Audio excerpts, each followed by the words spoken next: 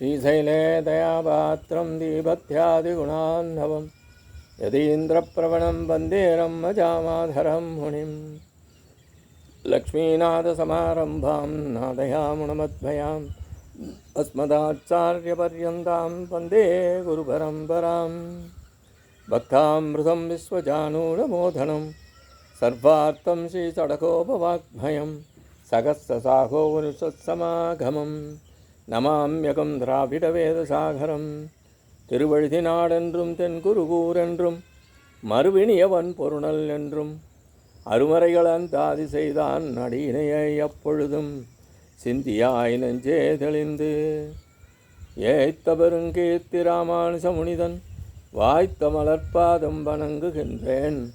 ஆய்த்த பெருஞ்சீராச் சடகோபன் செந்தமிழ் வேதம் தரிக்கும் பேராத உள்ளம் பெற. எம்பெருமான் திருவுருளாலே ஆச்சாரியன் அனுக்கிரகத்தாலே கடந்த பல தினங்களாக நம்மாழ்வார் அருளிச் செய்த திருவாய்மொழியினை நாம் அனுபவித்து வருகிறோம். இன்றைய தினம் நாம் காண இருப்பது 2ஆம் பத்து 4ஆம் பதிகம் 2ஆம் பாசுரம். வானுதலம் மடவரல் உம்மை காணும் ஆசையுள் நெய்கின்றாள் விரல் வாணனாயிரந்தோல் துணித்தீரும்மை காண நீர் இரக்கமிலீரே. பராங்குசநாயகி தன் தாயாரினுடைய பார்வையில் மிகவும் அழகு பொருந்தியவளாக உள்ளாள். இதனாலேயே இங்கே தாய் கூறுவதாக உள்ள பாசுரம். ஒளி வீசும்படியான நெற்றியுள்ள இந்த பெண், அதாவது பராங்குச நாயகி, காண்பவர்கள் களைப்பை ஆற்றும் விதத்தில் அழகுள்ள உன்னை காண வேண்டும் என்ற ஆசை காரணமாக மிகவும் வருந்தியபடி உள்ளாள். வலிமையுள்ள பாணாசுரனுடைய 1000 தோள்களை அறுத்தவனே, இவள் உன்னை காணும் செயலில் நீ ஏன் இரக்கமில்லாமல் உள்ளாய் என்கின்றாள் திருத்தாயார்.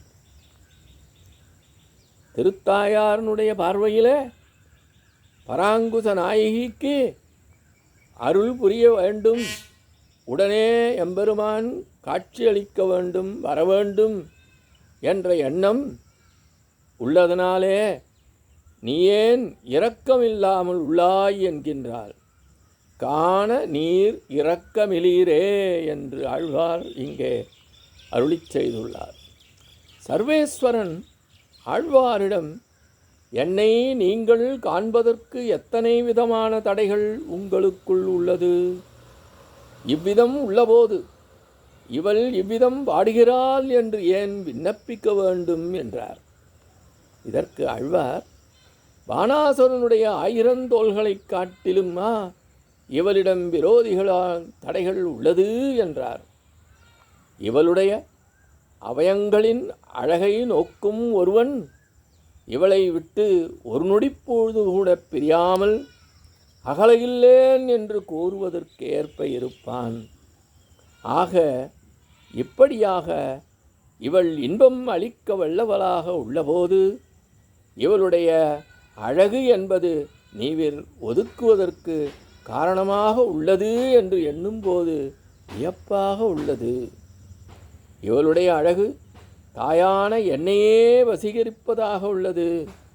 ஆனால் இவளை கைப்பிடித்த உமக்கு இந்த அழகு என்பது இவளை நீவில் ஒதுக்குவதற்கு காரணமாக உள்ளது எப்படி என்று தாயார் சந்தேகத்தோடு கேட்கின்றார். குணம், வயது, திருவேணி போன்ற பலவற்றிலும் சீதை ராமனுக்கு ஒத்தவள் என்பது போன்று பராங்குச நாயகி உமக்கு உள்ளாள். உம்மை காணும் ஆசையில் நெய்கின்றாள். நாம் ஆசைப்படும் விஷயத்திற்கு ஏற்ற அளவல்லவோ ஆசையும் இருக்கும். உன்னை கண்டு ஓடி வந்து அணைத்து கொள்ளவோ இவள் ஆசைப்படுகிறாள் அல்லவே. உன்னை காண வேண்டும் என்று மட்டுமே விரும்புகிறாள்.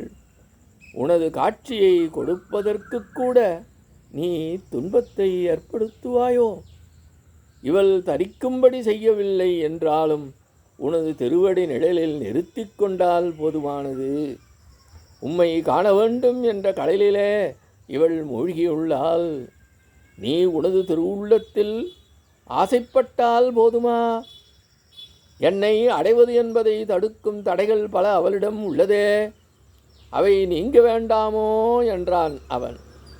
பானாசுரனுடைய 1000 தோள்கள் என்பது போன்று இவள் உன்னை காண்பதை தடுக்கும் விரோதிகள் அதிகமாக இருக்குமோ?